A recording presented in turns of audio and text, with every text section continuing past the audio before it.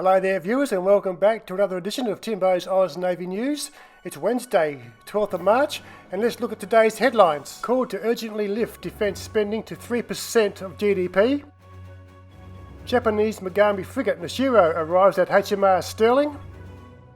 Collins submarine $6 billion life of type extension program doable, says Miles. Retired Rear Admiral calls on government to ditch AUKUS subs and get French suffering subs instead. Navy's newest vessel on show at Canberra, and ships and bases open to celebrate Navy Week. Defence Strategic Review co-author Peter Dean has urged the government to use the March 25th budget to lift defence spending to somewhere around 3% of GDP, starting with a funding boost for urgently needed missile defence systems. Professor Dean, head of the US Study Centre's defence program, said the government had consistently warned of unprecedented strategic challenges, but is not matching the funding levels that are required. They have warned Australians they face the most dangerous circumstances since the Second World War. Is that going to be matched by an increase in defence funding, he asked. And if so, where does that money come from? He said the defence budget needed to move from its current 2% to somewhere around 3% of GDP, as advocated by the Trump administration. He said the recent circumnavigation of Australia by the 3 Chinese warships had underscored the vulnerability of our military bases, including those used by US forces, which were wide open to attack in the event of a conflict. Dean said an integrated air and missile defence system should be at the very top of the list of things that we're looking to invest in. A report in the Australian newspaper on Monday said it's understood US officials have expressed concerns in talks with Australian counterparts that HMR Sterling, where US rotational submarines will be stationed from 2027, has no defences against missiles, drone and underwater attacks. The US is also concerned at the lack of threat protection over Darwin, where thousands of US Marine Corps troops spend 6 months a year, and at the RAF's northern bases from where US bombers operate. Labor has publicly argued that the Navy's 3 Hobart-class air warfare destroyers, the RAF 72 F-35s, and 2 NASAM short-range surface-to-air missile batteries to be operated by the Army will provide sufficient protection until an integrated solution can be developed. But critics argue the AWDs cannot be relied upon to defend land bases, that using F-35s to shoot down incoming missiles is highly inefficient, and that NASAM's launches are designed to hit cruise missiles but not ballistic or hypersonic missiles. Japanese Megami-class frigate JS Nashiro arrived at HMR Sterling for a routine port visit yesterday. A defence statement said it was the first Japanese frigate to visit Western Australia this year. These types of port visits offer a valuable opportunity for members of the Royal Australian Navy and the Japan Maritime Self-Defence Force to build and strengthen their strategic partnerships. The Nashiro is scheduled to conduct joint exercises with Australian warships through to early April. Defence Minister Richard Marles has warned planned life extensions for the Navy's Collins-class submarines will be a high-risk endeavour, but says he believes the $6 billion project is doable.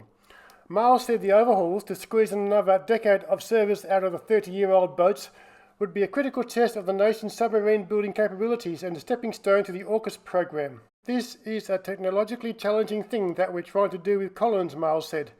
He said it was completely fair to question the project's viability, but he believed it would be a success.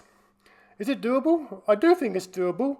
I think we're going to be really smart and really clever in the way in which we do it, he said. He said it was vital that Australia had an upwardly evolving submarine capability as it prepared to build and run nuclear-powered boats, and extending Collins is a critical part of that. The planned life-type extension works are vital to prevent a capability gap ahead of the arrival of Australia's Virginia-class and promised AUKUS boats from the 2030s. But there are serious concerns in government and industry over the scale and complexity of the LOAP project, which will require the sub to be cut in half to replace their propulsion systems, diesel engines, generators, their power conversion and distribution systems, and install upgraded command and control systems.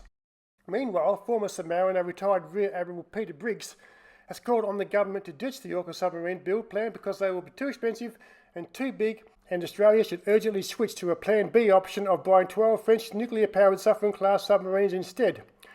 Writing in The Guardian on Tuesday, Briggs said the Suffren SSBs were in production for the French Navy. He said they would be significantly cheaper to build, own and crew than the Virginia or AUKUS SSN.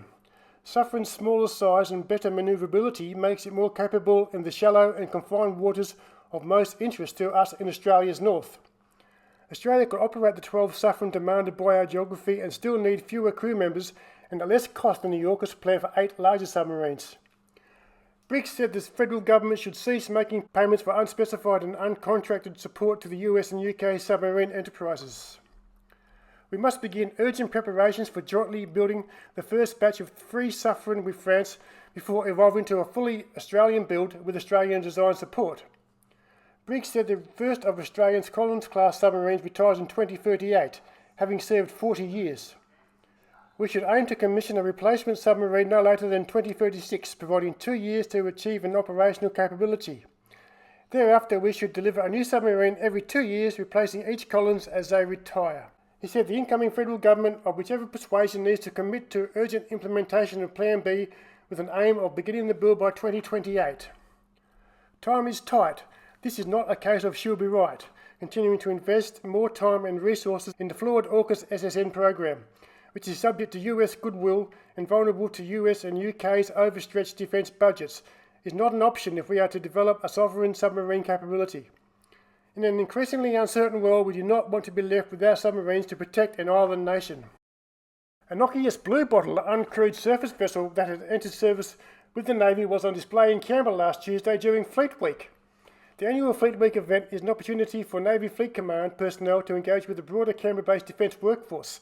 The Navy has ordered 15 Bluebottles, with BB 712 being the first to be designated officially as a registered Navy vessel. This designation allows the Navy to operate Bluebottles outside of AMSA regulations, unlocking new possibilities of autonomous maritime operations. The vessels are powered by solar, wind and wave motion and can provide 24/7 on-water surveillance capability with the flexibility to be readily manoeuvred to respond to emerging surveillance requirements or tasks. That's this week's show, viewers. I'm going to leave you with a montage of all the different Navy Week activities that have been going on around Australia this last week. So until next time, that is all.